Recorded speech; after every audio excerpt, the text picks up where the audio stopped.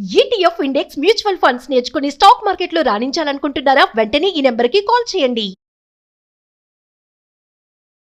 Hello guys, welcome back to our channel. ఈరోజు మనతో ఉన్నారు లా ఆఫ్ అట్రాక్షన్ కోచ్ అయిన డాక్టర్ BVSSR రెడ్డి గారు. సార్తో మాట్లాడదాం. నమస్కారం సార్. ఓం విరాట్ గారు. సార్, నా ఫ్రెండ్స్ ఎక్కువ మంది ఐటీ అండ్ సాఫ్ట్వేర్ రంగాల్లోనే పనిచేస్తూ ఉంటారనమాట. అయితే నేను ఈ లా ఆఫ్ అట్రాక్షన్ సంబంధించిన కోచెస్తో ఎక్కువ కలుస్తూ ఉంటాను, వాళ్ళతో ఇంటర్వ్యూస్ చేస్తానని తెలిసిన చాలామంది నా ఫ్రెండ్స్లో వాళ్ళే అరే మామ, ఇలాగా ఐటీ అండ్ సాఫ్ట్వేర్లో ఉండే స్ట్రెస్ నీకు స్పెసిఫిక్గా చెప్పాల్సిన అవసరం లేదు, మా పొజిషన్ చూస్తే అర్థమవుతుంది, డబ్బులు అయితే వస్తున్నాయి కానీ ఈ స్ట్రెస్ ఎక్కడ కూడా తగ్గట్లేదు. అయితే మీరు చెప్తుంటారు కదా, యూనివర్స్ అనేది ఉంది, అది నిజంగా మనీ అట్రాక్షన్ అయినే కాదు, లైఫ్లో ఏదైనా సరే నువ్వు హ్యాపీగా ఫీల్ అయితే నీకు కావాల్సింది తెచ్చి పెడుతుంది అని. మరి ఇప్పుడు నా లైఫ్లో హ్యాపీనెస్సే లేదు, నేను ఈ స్ట్రెస్ లేకుండా హ్యాపీనెస్తో డబ్బులు సంపాదించే టెక్నిక్స్ లాంటివి ఏమైనా ఉన్నాయా? దానికి నేను లైఫ్లో ఏమేమి మార్చుకోవాల్సి ఉంటుంది, ఏం చేయాల్సి ఉంటుంది అని అడిగారు. ఓం, welcome to my home lucky home and mind money psychology.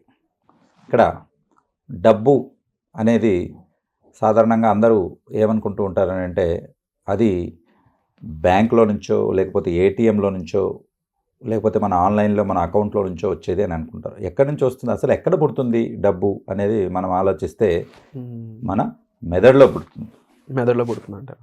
కాబట్టి అందరూ అదేంటి ఆర్బీఐ గవర్నమెంట్ అన్ని ప్రింట్ చేసి ఇస్తాయి కదా, మరి డబ్బు ఇలా పుడుతుందని అంటే డబ్బు అనేది ఒక వాహనం మాత్రమే. అసలు ఆలోచనతో మనం డబ్బును సృష్టించగలుగుతాం, అది మెయిన్ అన్నట్టు. సో థాట్ అనేది చాలా ఇంపార్టెంట్.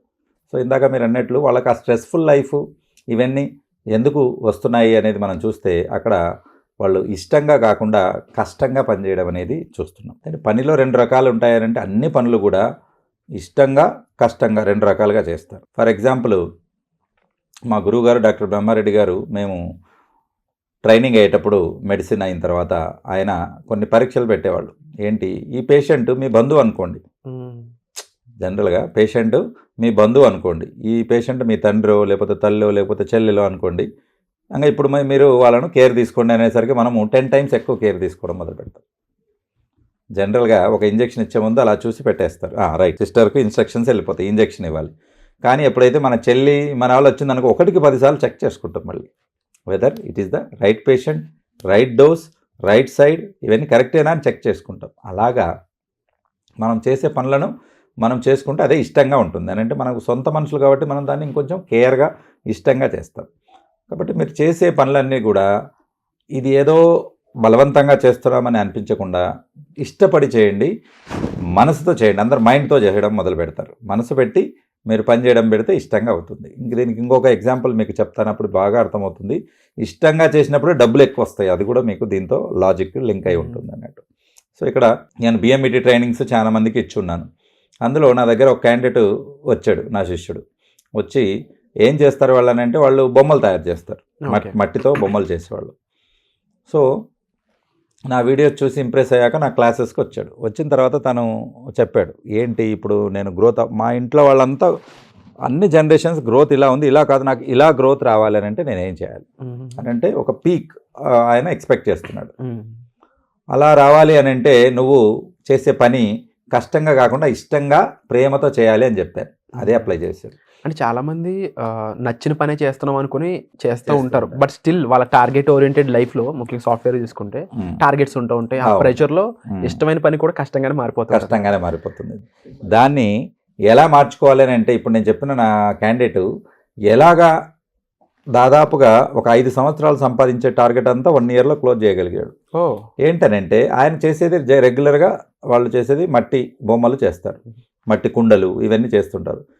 ఎవ్వరు కూడా ఊహించలేనిది ఏంటంటే ఆయన నా వీడియోస్ రెగ్యులర్గా చూస్తూ కొన్ని నేర్చుకున్నాడు. అందులో ఏంటి అని అంటే ఇంటి ముందర 2 ఏనుగులు బొమ్మలు పెట్టినట్లయితే, అది కూడా వాటి తొండం అనేది పైకి పెట్టినట్లయితే అదృష్టాన్ని వరిస్తుందని చాలాసార్లు చెప్పడం జరిగింది. అది విన్నాడు.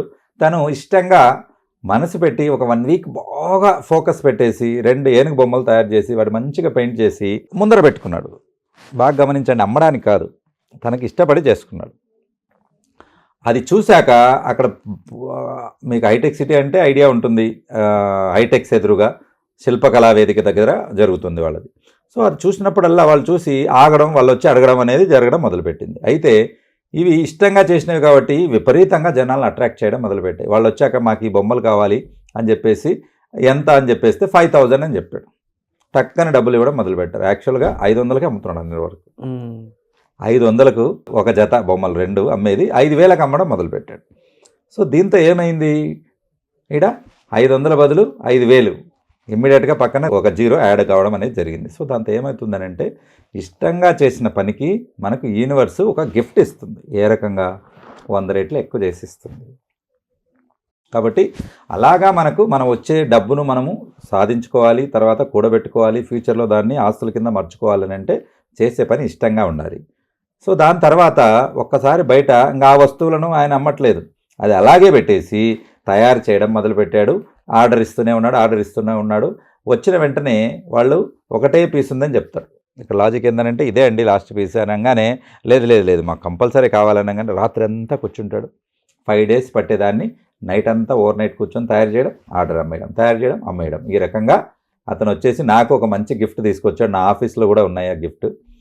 ఏంటనంటే ఇక్కడ 5 years పెట్టుకున్న టార్గెట్ 1 yearలో క్లోజ్ చేసుకున్నాడు. అంటే మెంటల్గా తను ఆ సిచ్యువేషన్లో ఎలా ఉంటుందో అనేది ఫీల్ అవ్వడం కోసం నిజంగానే దాన్ని చేసేసాడు.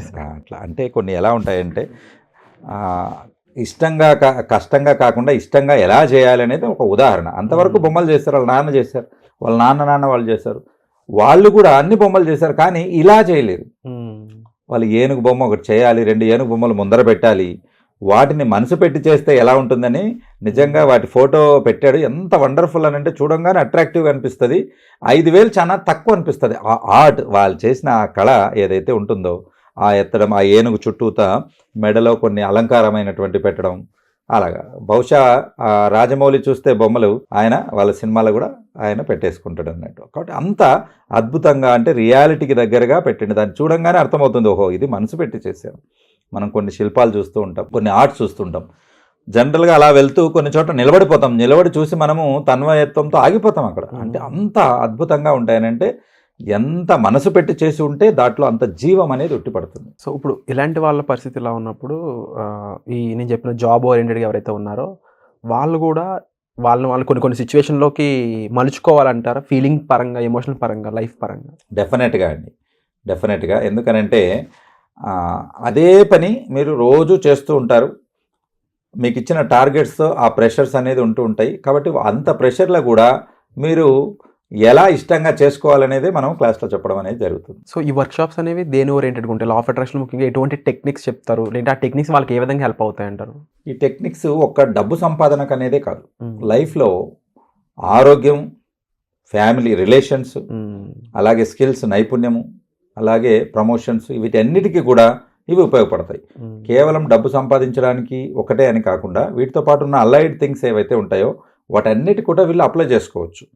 కాబట్టి ఈ రకంగా వాళ్ళు ఫస్ట్ దీన్ని నేర్చుకుని ఇంప్లిమెంట్ చేసే కొద్దీ వాళ్ళు కూడా ఆ లైఫ్లో అనేది లిఫ్టింగ్ అనేది రావడం జరుగుతుంటుంది. ఎందుకనంటే వాళ్ళు ఎప్పుడైతే ఇష్టంగా మనం పనిని చేయడం మొదలు పెడతామో, ప్రకృతికి గుర్తుపెట్టుకోండి, ఎక్కడైనా కూడా ఇష్టంగా పనిచేసే వాళ్ళనే ప్రకృతి కూడా దగ్గరికి చేర్చుకుంటుంది. ఒక మొక్కను మనం నాటినప్పుడు అది మొలకెత్తడానికి లేజినెస్, సోమరితనము ఉండదు, కష్టపడదు. పక్కన ఎంత పెద్ద రాయిన్నా దాన్ని పక్కకు తోసుకొని పైకి వచ్చేస్తుంది.